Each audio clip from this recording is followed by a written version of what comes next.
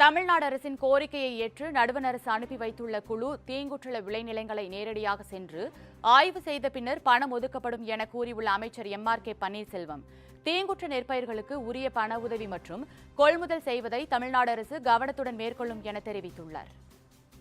ஒன்றிய அரசு தமிழக அரசுடைய கோரிக்கையை ஏற்று அவர்கள் நெல்லினுடைய ஈரப்பதத்தை கண்டறிந்து நேரடியாக ஆய்வு செய்கின்ற குழு இன்றுதான் வந்து திருவாரூர், தஞ்சை, மயிலாடுதுறை மாவட்டங்களில் கடலூர் மாவட்டங்களில் பார்வையிடுகின்றார்கள்.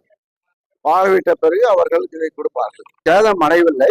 அது வந்து இப்ப இது வந்து பயிர்கள் சாய்ந்து பள்ளமான பகுதிகளில் நீரால் சூழப்பட்டு கிட்டத்தட்ட 25,000 ஹெக்டேர் அளவுக்கு சூழப்பட்டு இருக்கின்றது. கிட்டத்தட்ட 2,585 ஹெக்டேர் அளவுக்கு இப்ப அந்த 33% கடந்து பாதிக்கப்பட்டிருக்கிறது.